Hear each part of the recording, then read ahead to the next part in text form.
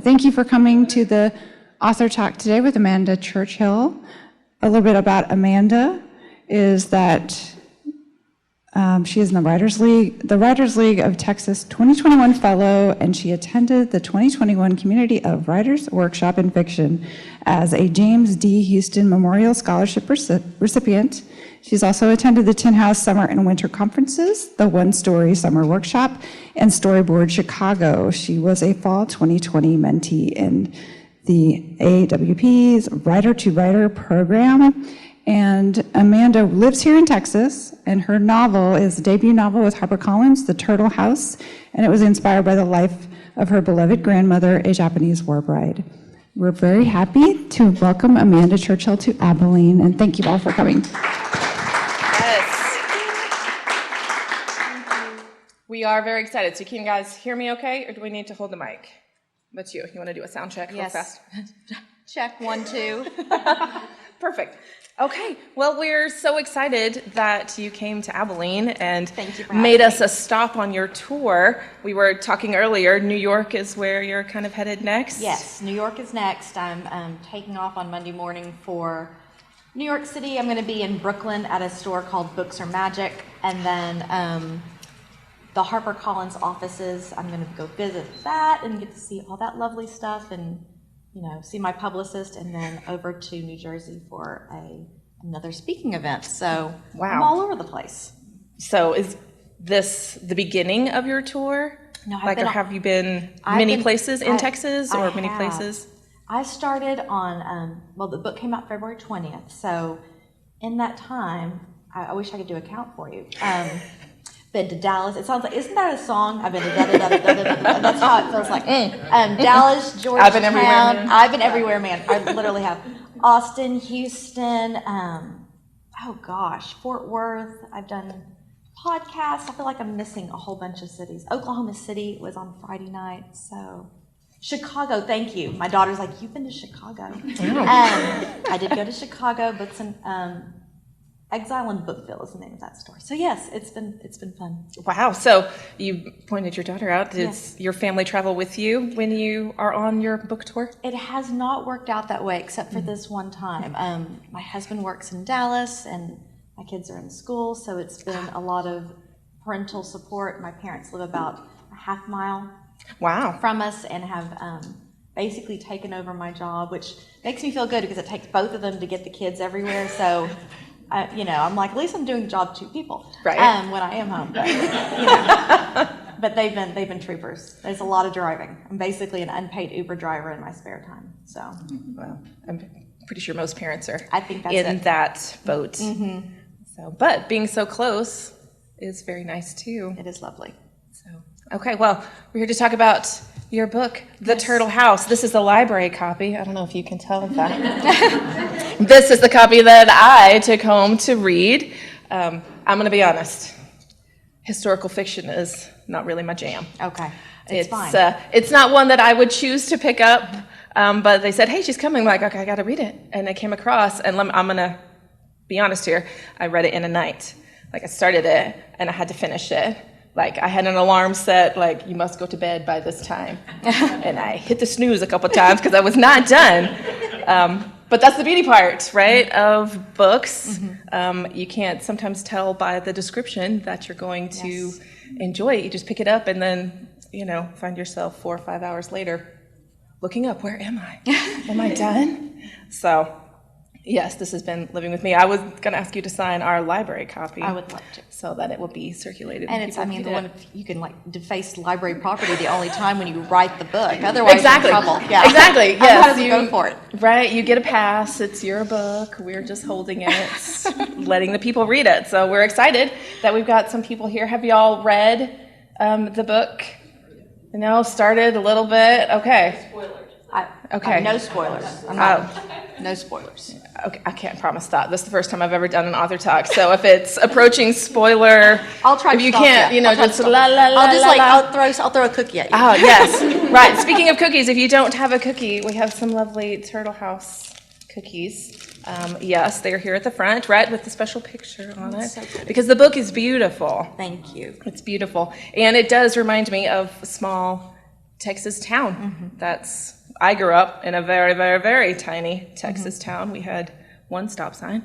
Which one did you grow up in? Wolfforth, Texas. Oh, that's so small that I don't know that one. It's right outside of Lubbock. Okay. Back when I was little, it was 20 minutes would get you into town, right, which was the closest town, not Wolfforth. We didn't call that the town. Town was Lubbock. But now it's probably right next an to overpass. We can see it from my parents' house. And that's how my hometown, Keller, was. It was a smaller town, and then both Dallas and Fort Worth just kind of kept growing and gobbling us up on either side. So. Right? All of a sudden. Yes, here we are. We're a suburb now.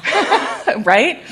So, but that's part of the fun too. As I was reading the small town, very definitely came across. It felt like, that could have been my town. That's, we don't have creeks in my town. It's in the Panhandle. And I don't know if you visited the Panhandle. There's not water not as many water sources. Dry creek beds 100% of the time, unless it rains, and then it's wet. There's no running water. We still have some in my dad's hometown. My maiden name is Gann, and they had a big old ranch there. And there is part of a creek that runs through it, and they called it different names at different times. But I think Dad called it Gann Creek for a while. But it's a tributary of Denton Creek that just keeps on going.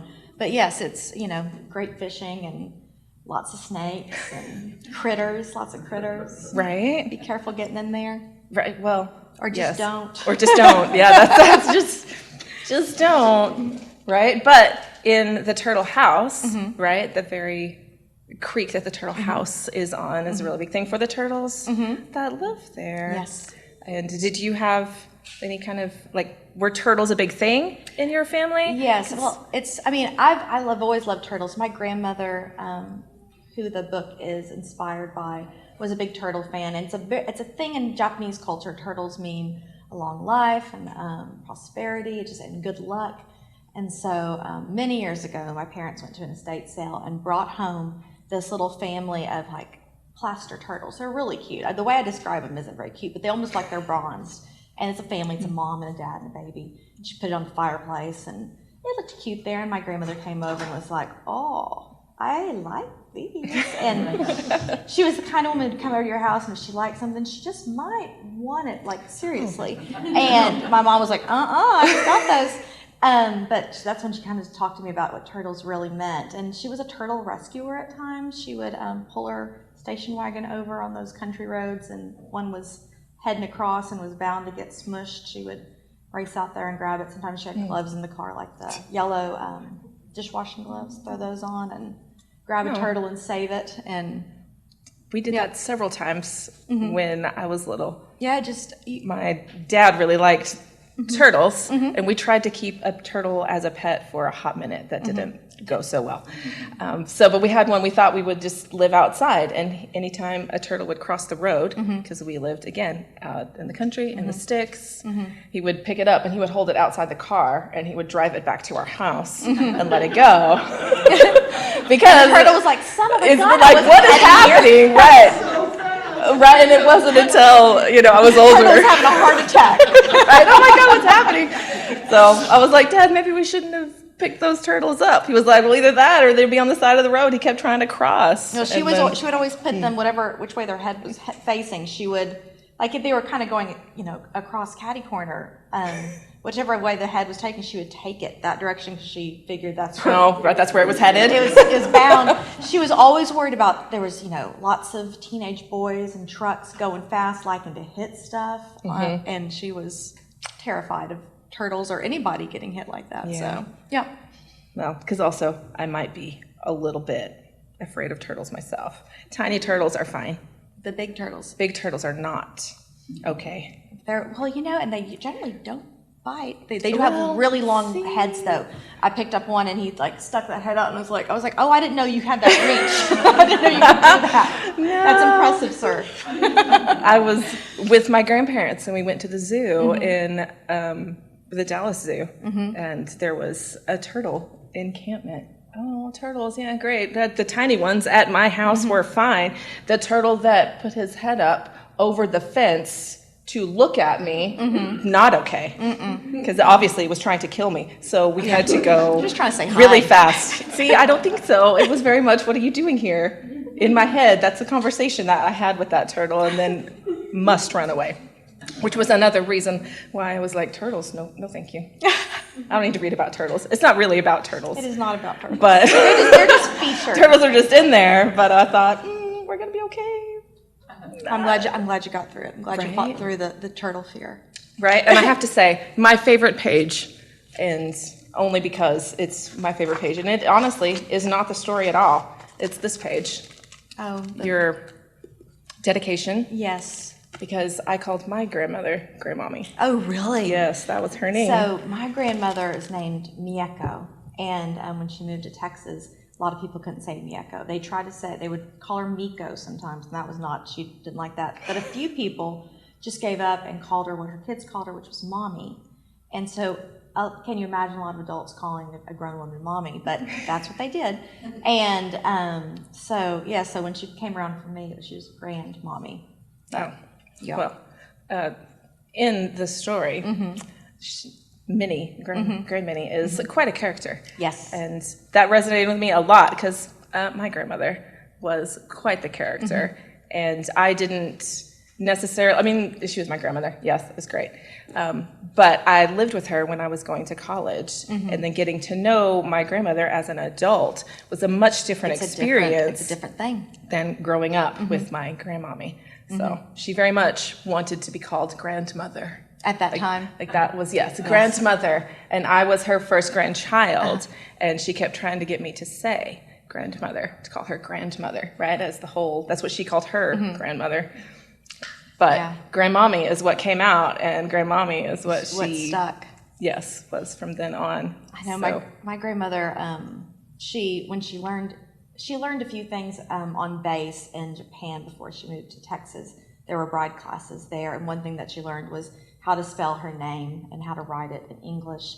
And so all of her birthday cards to me would be like, Grandmommy Mieko. Like there was some other one that I needed to like differentiate. Right, there was a different one, yes. So yeah, I think she was just proud that she could actually do that, or maybe that's how she thought it should be done. Right. So. See, and that was my favorite part of the Turtle House.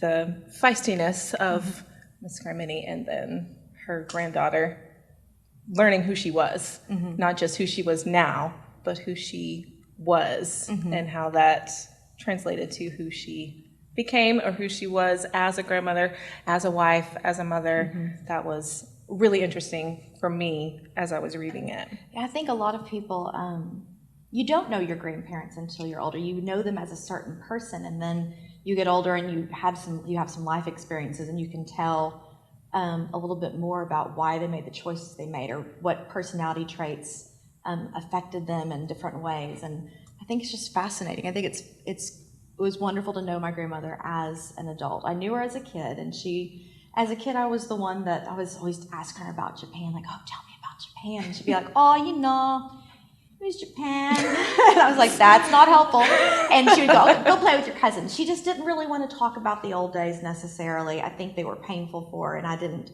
understand that as a kid. And then years later, I got to interview in 2009. I was pregnant with my daughter Megan there, and my grandmother had gone through stomach cancer treatment, and we just had time to spare a little bit with each other, and my dad had asked me to see if I could gather some stories from her. So I'd go over dutifully to her house and ask her questions, and she was finally able to open up a little bit more, I think because I was at an appropriate age that I could handle the sadness of her stories, and I think she had seen that for many years she thought she had been invincible. And I think, she was like, oh, death is for losers. That's not going to happen to me. I'm just going to, yeah.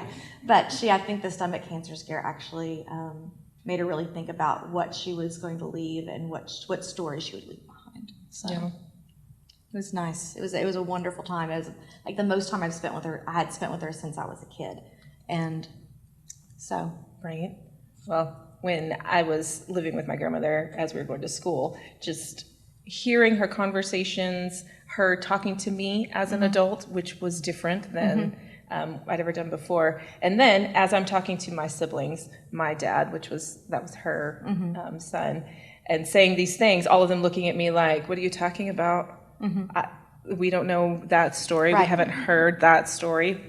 And then me telling her story because she has passed, just made it very clear that a family tradition, a family story is really important, and it kind of, in my opinion, informs the family bonds that you have between each other. And, our bond grew the more we were together, but she has many and various, our family is very large, but knowing that I might know a part of her that other people don't, didn't quite hit me until I was reading the story and realizing that, oh yeah. But I think with I know with Asian American families or a lot of immigrant families, once you arrive in the United States, I think that first generation to land is like, all right, let's move on. Let's see what we can do. Let's try to leave some of our stuff behind us if it was painful. And so I think my dad's generation, my dad and my aunts, didn't actually get to hear much about Japan, even though they had been there, they had been born there, they left so young. Right. So I think a lot of stories just went by the wayside during those years. And I think me receiving them was lovely. And then I could talk to my dad and my aunts and see what they remembered. And we kind of could piece things together into a whole picture that way. So did you have to do a lot of research culturally for the Turtle House? I did. And what was so funny is we had always had so many Japanese traditions that I didn't know were actual Japanese traditions.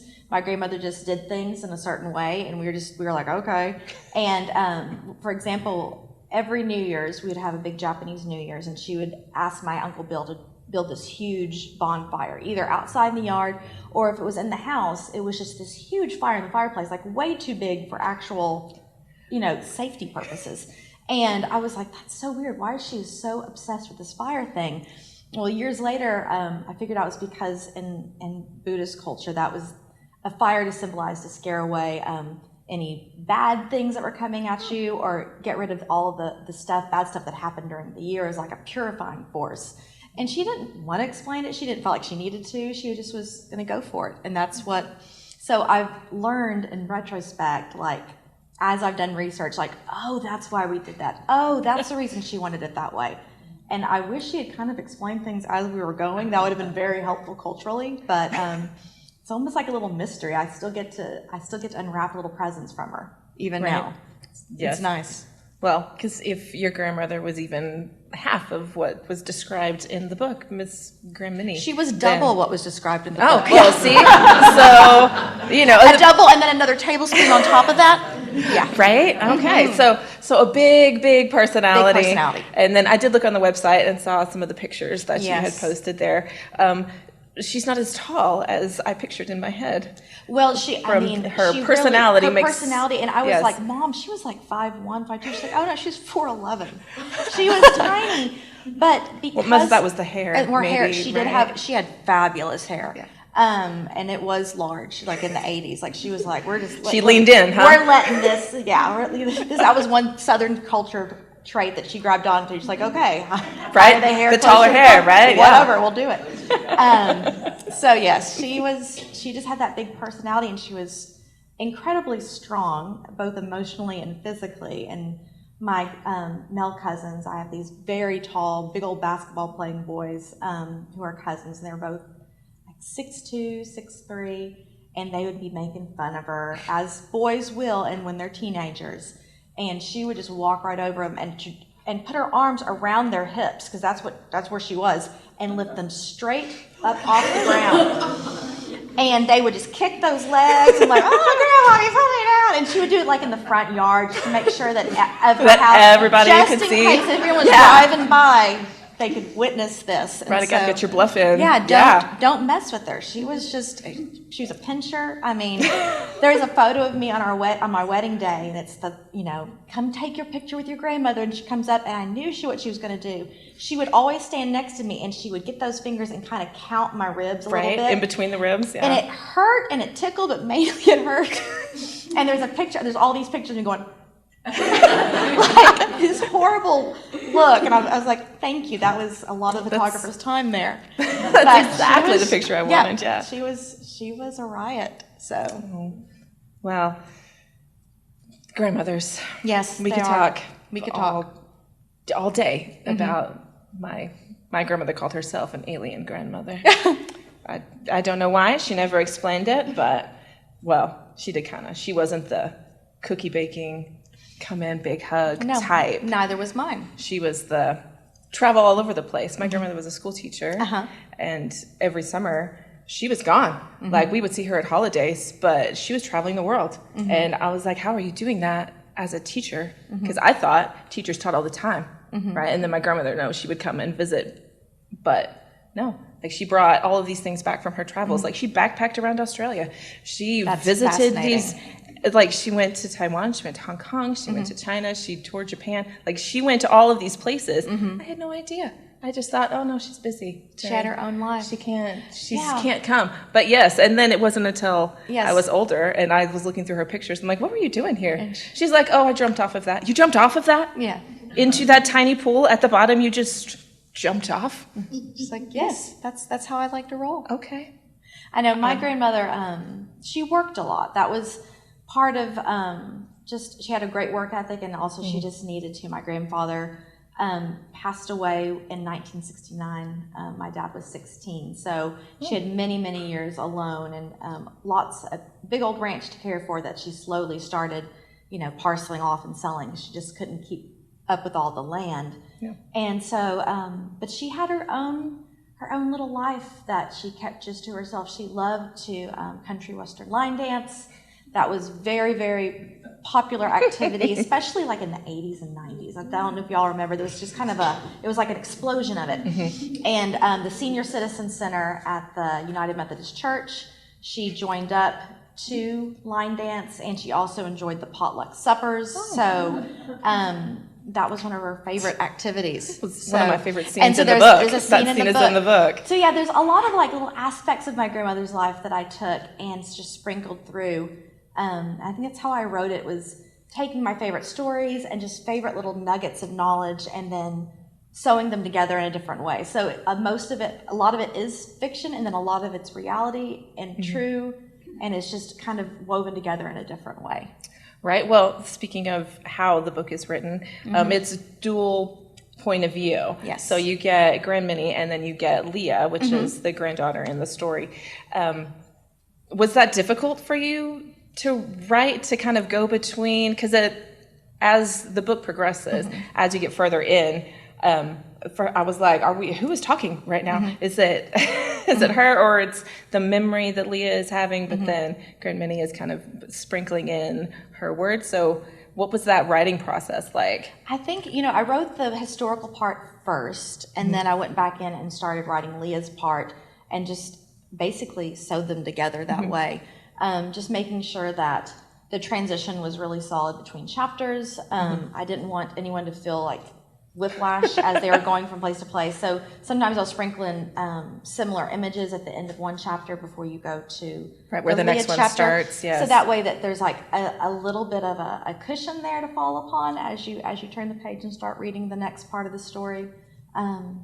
It was challenging at times. Plus the timeline, it moves forward in both timelines, but one moves forward by 10 and 20 years at a jump, and the other one moves by at a clop of sometimes within the same day, sometimes it's the next day. So keeping all that straight was challenging, and I had a timeline on the wall that's made of sticky notes, and then I had to cross something out and put a new sticky note up there, so just to keep everything in track. Right, so this is your debut novel. Yes. On the website, you have done some other things that have been published. Those were either short stories? Short stories. Yes. So, do you like the long process of the novel? Because it seems like it took quite a bit in the writing. Time. And then how long was the publishing process? The writing, I started in earnest in 2014, so like March, April 2014. And it's sold in 2022. So, but yes, it's a long process. And of course, I was working at the same time. I had kids that I was raising at the same time. So it wasn't a nonstop, every single day writing kind of thing. Right. But it took a lot longer, and it was just hard to figure out with that first novel how it goes together and what the story is there and what is the plot and how do they relate to each other, and it was a labor of love, right? Getting all through that. So inspired by your grandmother, do you have plans to write like a sequel? I'm not going to ruin the end for anyone. Well, I will say, I was like, wait, it's over? I need to know what happens next. I know. A lot of people have asked for a sequel. I don't know. I haven't thought that far ahead yet. But I know. I think I have enough. I have enough stories of my grandmother to keep on going. To keep going. So, well, that's good. So in the future, I will look forward to knowing their story. But I do enjoy the way that you wrote. It made sense to me, and even the dual person point of view. Once I wrap my head around that, so. Historical fiction, this particular story.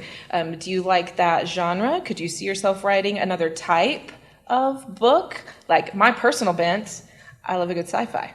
I love a good space battle. Yes. Right? The, swords with, like elves with swords running, saving the kingdom. I enjoy that kind. Is that... I would be a horrible It is elf 100% away from that. No, I really love, I love historical fiction. I love literary fiction. I love anything that is based in reality. So we are opposites in that way. But I mean, reality is just as scary sometimes as space warfare. Right. The imagination, the creativity, it can kill both ways. Yeah, and exactly. I enjoy your book. And it's not to say I don't read historical fiction. If there's just a space battle, that's what I'm going to read first. I know. Well, if I ever get to a space battle, I'll look you up. Okay. We'll I have quite a few suggestions. I'll need a beta reader because I don't know what I'm doing there. Right? No, I like the space of a novel. I love really short flash fiction because it's quick to write, it's quick to edit, it's easy to publish because everyone has room for 500 words. It's that middle area of 7,000 to 8,000 words that I really struggle because my stories always want to be bigger than the space they're given. And I've written many, many short stories that were like, people were like, that should be a novel. That should be a novel. And I'm like, I don't write novels yet. And then this Lo and behold. But behold, I have done it. So, well, and do you want me to do a little bit of a reading from the first chapter? Is that something that... Sure. Would you guys like... Would y'all like to hear that? A reading? Absolutely, yes. Be happy to do it. Since not everyone's read it. Now, this is not the full first chapter, so you will have to go back and reread it. There's some stuff I'm leaving out for brevity, for time point. Okay, can I do headband and... No, I can't. I can't do both at the same time. Struggle. I did not practice that ahead of time. It's like, let me see if my reading glasses will fit with my headband. I'm not that good yet. But I have been reading this for a little bit. Just a little disclaimer. I do read the parts of Minako in the voice of my grandmother. It is something I do out of respect and love and honor, and also that's the only way I hear her voice in my head. So I just don't want anyone to think that I'm making fun or poking fun, but it is a voice that's near and dear to me, and I hear her authentic voice. We would love to hear it. And it's not even the one that my true impersonation. If I did it, y'all wouldn't understand it. So that's the reason we have to. I mean, it's okay. It's like edited for content and to run in the time allotted. Exactly. Right? So this is chapter 1. This begins March 1st, 1999. Paper hates water. It hates wind and fire. Paper falls apart. There is no home safe enough for paper. Did you know this? Sometimes my grandmother speaks like an oracle. I mess with the tape recorder settings, make sure the microphone will pick up what she says next, feeling that she's about to tell me something I will need to know sometime, somewhere. And that's why you'd rather me record you instead of writing everything down? Yes, I like my voice. It's a good voice, even after all these cigarettes. The doctors say, don't smoke, Mrs. Minnie Cope, and I say, I do what I want, you old man. You know why I smoke? I like smoking. Cigarettes, very small pleasure, very small. Home is a place for small pleasures. But this home we're now sitting in isn't my grandmother's home. Hers is a half-soggy heap of blackened plaster and ash. She burned it down last month, accidentally, of course. So she's living with my parents. So am I. If I'm being honest, I burned down my architecture career. But I didn't have a choice. We are both squatters on my parents' land, eaters of cereal and consumers of ham sandwiches, drifting along out of place. There are nearly 50 years between us. I'm 25. My grandmother is now 73. Today is her birthday. And now we share a bedroom, a tub, a toilet. We tell each other it's temporary. My grandmother cracks my bedroom window and sparks a Salem light, but the smoke comes back at us from a tricky breeze. In response, she hands me her cigarette, opens the window all the way, pops the screen like a cat burglar, and without any hesitation, climbs onto the roof. She has already been scolded about this a few times, but scolding doesn't work on my grandmother. After the fire, my dad and my aunt fear for her to be alone again and don't know where she should live. They chat on the phone late at night. Find an apartment? We'll just end up moving her again in a few years when she needs more care. Let her live with one of them? Oh, she'll drive us to drink. Move her into a senior living community where they take Saturday trips to the casinos up in Oklahoma. Well, she'd hate the people, but she'd love the casinos. Aunt May gently brought up the subject again tonight at Grandminnie's birthday dinner, and my grandmother shut it down, refusing to discuss any of these options. You are missing Mars. Stop being scaredy cat, slowpoke girl, Grandminnie calls to me through the window. Hand me my cigarette. I thrust her cigarette out her open window toward her. My grandmother is talking to herself about how much has changed on Cope Street in the last 40 years. My window is nestled over the gently angled hip roof that covers the porch, but no fall from it would be gentle. My grandmother does not let this faze her. Her legs are clad in dark gray polyester slacks, and she's wearing her upstairs house shoes. She is still muscular, stocky. My Aunt May, my dad's only sibling and Curtin's lone pharmacist, in charge of everyone's blood pressure and rosacea flare-ups, thinks Grandminnie is growing forgetful and is going through a regression of sorts. My dad says it's more like a midlife crisis, to which my mom will quietly mutter, well, hell's bells. I carefully perch beside her. The shingles are still warm from the sun, but the air is growing chilly. The pecan tree is budding with dangling yellow-green worms of pollen. It has grown crooked and is so close to the house, I can nearly reach out and touch it. I had the Sony microcassette recorder on my lap. I feel the tape turning through my sweatpants. Okay, back to what we were talking about. You never chose to write down your history before because you don't trust paper and you don't want me to do the same. And I don't write English, only Japanese, and you don't read Japanese. So that's why I never write this down. You never taught me. Her brown hand, all chiseled bones and sinew with perfectly shined nails, reaches out and slaps me on the leg. It smarts because my grandmother does not know softness. To learn Japanese the way you need to understand my story, you must be born there. I suggest that I could watch some of her favorite shows. Maybe that would help me pick up Japanese faster. She thinks about this. Grandminnie's shows, soap operas set in bygone eras, sent on VHS from a friend in Tokyo, are what she misses most about her old house. In fact, my parents think the soap operas were the reason for the fire in the first place. She stayed up all night watching one, and sometime in the early morning, she fell asleep while smoking. My grandmother takes a long drag off her cigarette and points to the full moon. Mangetsu. Oh, now you plan to teach me some Japanese. Fine, I will teach a few words, and I will tell you some stories since you're being so bossy. But you might not understand. Things are different now. Well, like what? See, you won't understand. She's shaking her head, and I'm worried she'll change her mind again. Try me. I want to know. I'm bored at my jobs at Bags and Bows, the awful strip mall store that sells, well, gift wrap bags and bows, along with greeting cards and those faceless angelics figurines that you buy for people whom you really don't know that well. My other job, the one I love, perhaps my entire career as an architect even, now feels lost. And I can't help but think it's because of him, Darren. I make a loud, grunting sigh, just thinking about this, and Grandminnie raises her eyebrows, flips the lighter closed, and carefully stuffs it into the pocket of her slacks. Through the square of light from my bedroom window, I see her lipstick has bloodied the end of the cigarette. She blows out a thin cloud of smoke and closes her eyes. For a moment, I see her younger than me. I need to tell you something about the beginning, way back when I was a little girl. But you have to do something for me. My grandmother is both a deal maker and a deal breaker. I know this because I've grown close to her now as an adult, not as a kid. Grandminnie's thinking. I watch her chewing on her words, her jaw grinding, her skin still taut over that jaw. What could she want me to do or help her do? I'm willing. I have nothing else going on, and I have this need. I can't even name it. I wonder if this is part of growing older, having needs without names. And just before I can ask her again, she says, I want to go home. So that's a little bit of the first chapter. It's so good. Thank you. Let me put this back on here. There we go. Now we're back. Right? Now, Perfect. Yeah.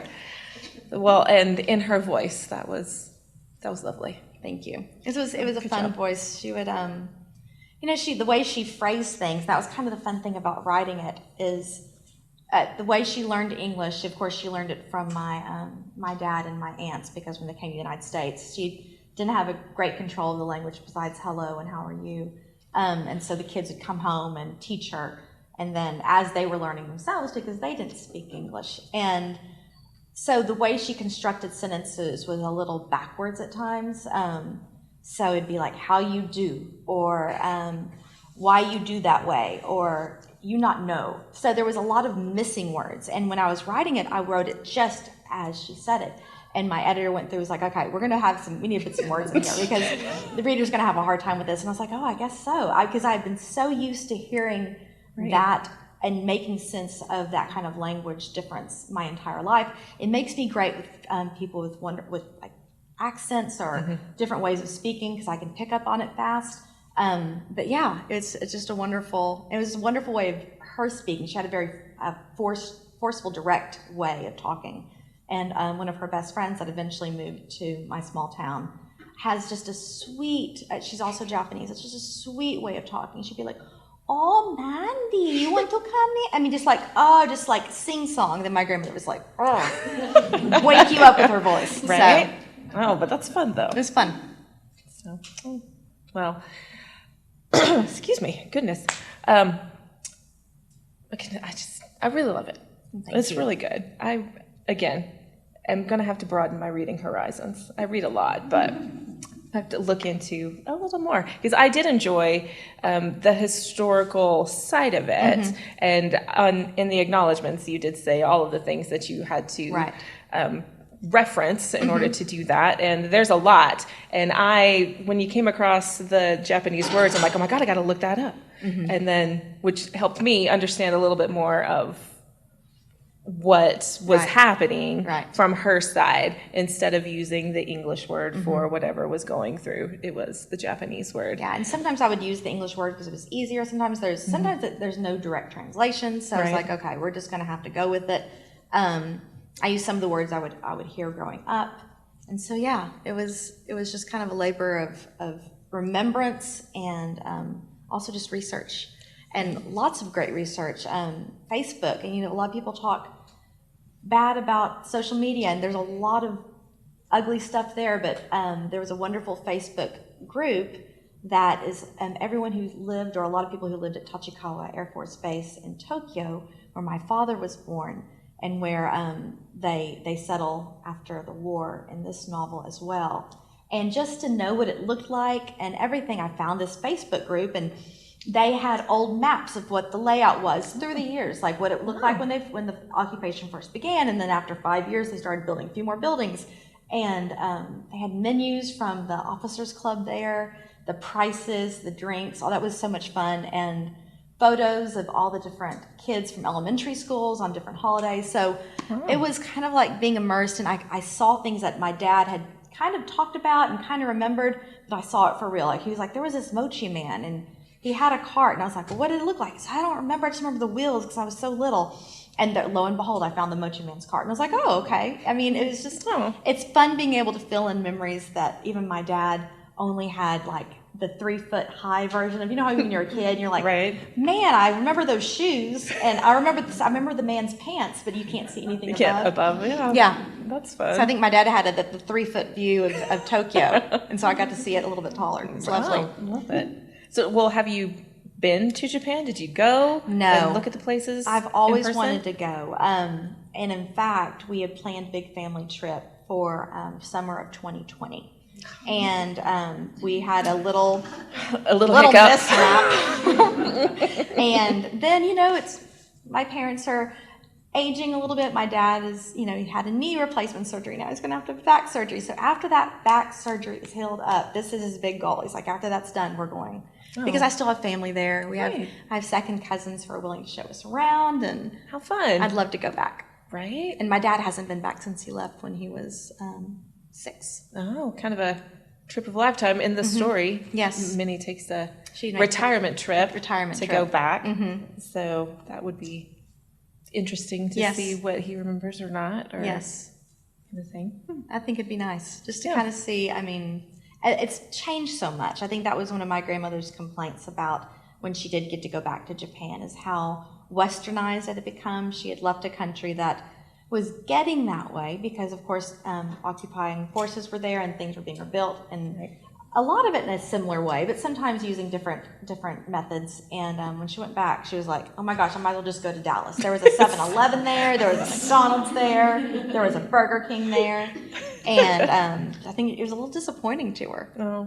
So... Well, because in the story, like, she is from a small town, and then all the things, and then moves to Texas in a small town. I liked, as I was reading it, I was like, oh, that's kind of, yes, it's a completely different culture, a completely different country, a completely different place. But the small town of it all. There's a lot of similarities. I mean, I think growing up there in my small town, there was a big house that was abandoned. There was lots of like stories about it, like who lived there, and same in this one. And there was, a little creek that ran through it, and you couldn't get too near the creek after a rain because there was a kid that was washed in back in the 20s, and no one knows the kid's name. No one knows. I mean, it's like total. Did it happen? Did it happen? Was it just like a tale that you told kids not to get too close to the ditches, and they'd be carried off to Sam Lee's place and end up in the pond somehow? I think that is lovely aspect. And in our big cities, kind of the same thing. We have Austin represented and we have Tokyo represented. So there's just I enjoyed seeing the juxtaposition of both. Right. Living there now, and then when Leah comes back to her small town, and then when she's talking about, the differences between, because I lived right in my small town, and then I went to school in the Metroplex, and then ended up in Abilene. So it's kind of the tiny town, huge town, not so small, but Texas, like we were saying before, is a big, small town. Right. So as I was reading, I'm like, I've been there. I know. Hey, I've been there. I drove past that. Yes. I got to put in a lot of like things that I remember growing up, which I think is my favorite thing to do when I'm writing, is like Easter eggs for, anyone who knows me. So there's just a lot of little things. There's a mention of an Oak Ridge Boys song. Well, I used to listen to a lot of Oak Ridge Boys growing up, and so therefore they're in the book. So I'm gonna run out of obsessions and have to get involved in other things and learn new things. I'm saying. I know. Look, it can only be improved. What if? I know, but can you put Oak Ridge Boys in a space battle book? No, I don't know. They could be in the soundtrack. They could be. I mean, come on, we've all saw that. That's something that one of my editors or my publicist is like, could you make a soundtrack for the book? You need to work on the soundtrack, and that's one of the things I'm working on now. Is what songs fit well with the story. And it's been a lot of fun. That would be interesting. I'll be putting it on my website once I'm done. My grandmother had quite a few old Japanese songs that she used to like to sing, and she would sing, and she'd call my sister and I in. She'd go, "Okay, I'm going to sing a song," and we were like, "Oh my gosh," because she had voice like it was real like high, like ice water. It was just real high, and she would say at the end, she'd be like, everyone say I had the best voice, and I were like, everyone. And so we would make fun of her. Like my sister and I would be getting ready in the morning and singing like her, or we would take a song that was popular and sing it like my grandmother. Well, lo and behold, I was getting my master's degree. I get this crazy call from my sister, and she's like, "You will not believe what I found on YouTube." And I was like, "What?" And she's like, "Someone has taken those old songs, those old Japanese songs, and found the original records, and he put them on YouTube." And she played me one over the phone, and seriously, like this high, and I was like, "Oh, she really did have a good voice." She was singing it right. It was just how, once again, like dumb cultural differences because I expected her to sing like Mariah Carey, like I expected her to sing like who I listened to. because she did what she did, it wasn't right for me. And I've learned so much. We grandkids were trouble, and I don't know, it's just a great learning experience about how other people see things, and their what they love. It has so much value, right? So. Yes, and then learning about it in the book is very interesting, because historical fiction, what I do like about historical fiction is I always learn something, right. Or something comes across, I'm like, I'm interested in learning more about that, and then do my own research, whether it's in the book or not. That is what I enjoy about historical fiction. And I'm always, when I read something, I'll be like, oh my gosh, does that really happen? Did that really happen that way? Who were the people? And I'll just start deep diving. I mean, that's the internet is my best friend and my worst friend, because I can go so long scrolling to the point that I'm doing it in bed and researching something, and I'll fall asleep, and the phone will hit me on the face, and I'm like, that is a sign that you need to stop. And do I remember all that I read the night before about gravel? No, I don't. No, it's randomness that I like to look up. So well, it's all important. It's all in there somewhere, right? It's all important. And that's what we say in the library, every book has a reader. So you might think, oh, why am I doing this? And then it's in a book that you write or read later, and like, that's why. Exactly. That's why. There's I a didn't reason. have to do that research before, but I know about it now. Yes. So what is your favorite book? Like, do you favorite have book. a favorite? I have so many favorites. I think as far as books that I've read recently, and also books that inspired this novel, Pachinko by Min Jin Lee is a wonderful novel. It's an epic story, and it's about a Korean family, which is just a fascinating, it's just beautifully written. Another one that I loved is Olive Kitteridge by Elizabeth Strout. Stout.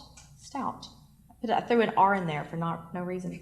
And they did a Netflix or a HBO movie a few years about the book. But Olive, as a character, she's kind of a grumpy woman of a certain age. And when I read that originally, I was like, okay, make it Pachinko-esque, but have an Olive Kitteridge character. Like, that was like my vision for this novel. So I did. That's fun. I know. I did love that, and I'll read anything. But I do need to read more space and sci-fi. You do. You do. I'll send you a list. Please do. Please do. My favorites. I know. I need to.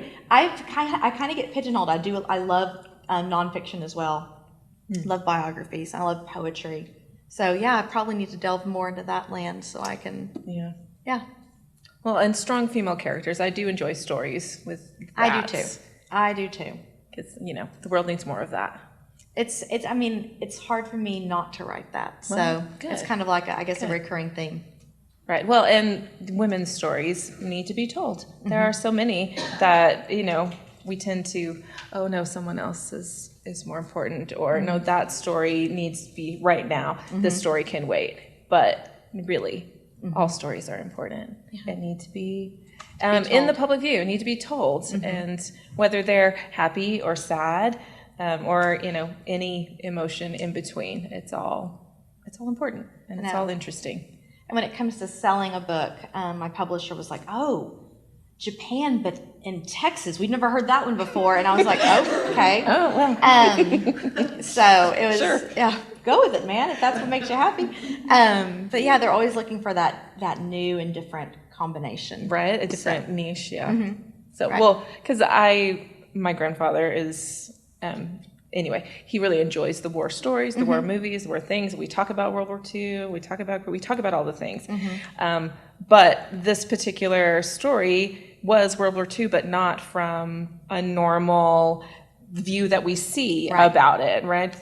All of the things. It's a family. It's a intimate picture of, yes, the war is happening, and it's happening all around you, but there's still life. They're still here, and it's only when that impacts life and makes it change is that an integral part of the story, not the story, which is an interesting take on. Yeah, and I've always loved history. And I love war. I loved Civil War history when I was, I think, probably junior high, and then I got into World War I and World War II history. But my favorite part of it weren't the battles and what was going on with the weaponry and all that. I liked the home front stories. Like, I liked the victory gardens. I liked the scrap metal collection. I liked how people were carrying on at home, and how the women and children were faring at home, and what that was like. I think that was something that was just interesting to me. Right, and it's not something that's normally specifically focused on, but again, it's important and it happened. So having it in print is helpful. It's very helpful. And an excellent read. Yes. So for those of you who haven't read it, you're in for a treat. And that's coming from me. Like, I like 2 biographies, I like many various things, but I will be purchasing a copy. Thank you. So that you can sign that one too. Yes, sign the library one, but one is coming home with me. So, okay. Well, thank you so much. Thank you. For being here and for sharing conversation and your wonderful book. I appreciate it. It's amazing.